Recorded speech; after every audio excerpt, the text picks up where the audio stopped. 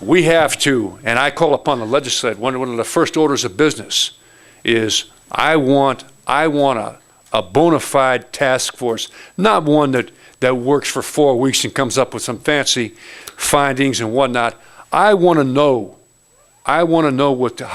how these businesses are growing in this state, but not here. We have plenty of potential. I was just asked the other day by a reporter if I thought that if Michigan could ever make it back. I say overwhelmingly yes. Yes, we can. But we have to understand the economic realities of this situation that we are facing right now, and they are not good. We are not a right-to-work state. We need to be. Okay?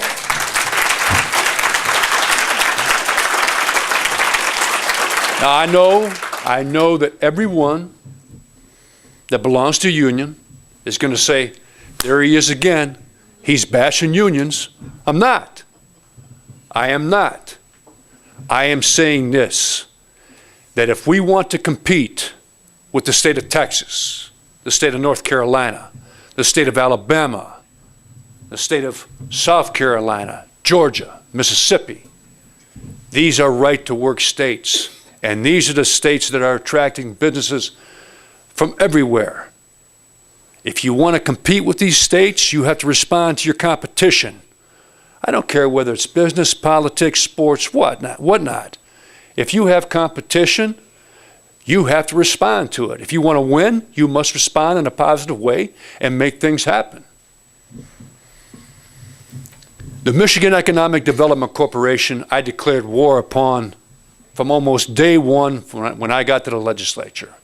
Thank you. When I became chairman of this committee, I put them on notice that they were done. I put them on notice that if I ever became governor, I would dissolve this entity. This particular entity is funded by taxpayers. It has roughly 180 employees, 18 of them being vice presidents, all making well above $125,000 a year. It was formed in 1995 for just what it sounds like, economic development. But under direct testimony by me, questioning by me in front of my committee, they testified that since they were formed in 1995, I believe it was, that they were only responsible for creating 13,000 jobs. Now, do the math. It cost $2 billion to keep them afloat for a better part of 12 years. So it's roughly about $125,000 a job that taxpayers created, or they created, funded by taxpayers, to create jobs. Well, look, I tell you what, a good entrepreneur could do that before he got out of bed every morning over that period of time for far less. Now, I really believe that if Michigan wants to rebound and compete and be strong again and be vibrant again and be viable again, where people are moving in instead of moving out, they have to have an economic development corporation that isn't running around to other states trying to rob businesses to come here to Michigan. I believe we have to have an entity in state government that promotes from within.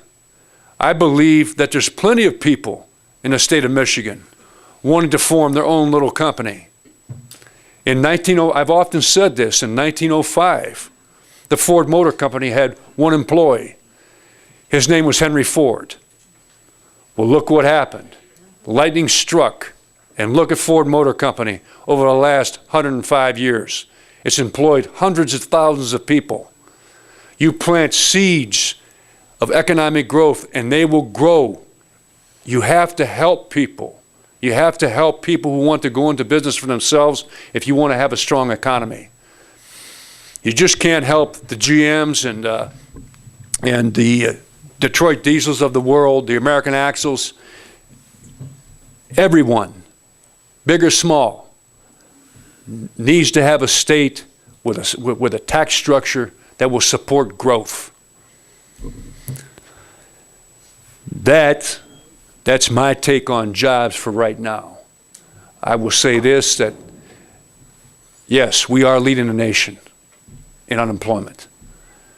Yes, we only sold 10.4 million vehicles in 2009. In 2003, we sold close to 17 million trucks and cars and trucks. That leads me into some other remarks I want to make about government spending. I'm a fiscal hawk. I make no bones about it. I've worked since I was 12 years old. Worked a lot of different kinds of jobs. I was a caddy. I had my own grass cutting route. I was a paper boy.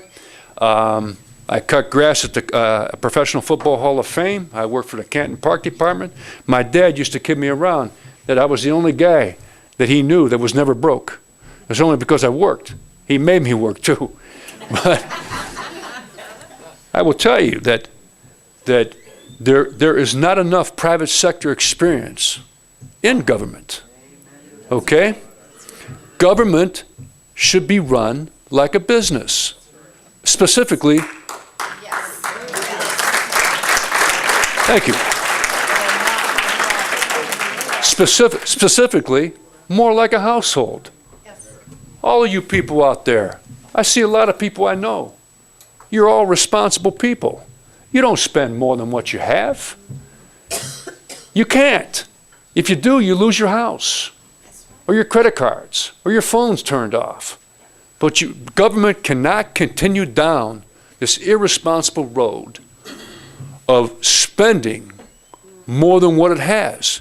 It is out of control. To think, and this is a fact, our national debt grows $1.25 billion a day. Think about that. It's almost $1 million a minute to us to support the price of government. It's too much, ladies and gentlemen. It's too much. We must put fiscal conservatives in office who are ready to take on special interests, and that's all it comes down to, and make cuts in spending. This is not rocket science. It's basic general math, high school 101. You either got it or you don't. If you don't have it, you don't spend it. Unfortunately, we have people who are known as Democrats, and we have people who are known as moderate Republicans who like to spend money, who won't spend your money, who don't spend your money, like to spend their own. And that's where the frustration really comes in for being a fiscal conservative.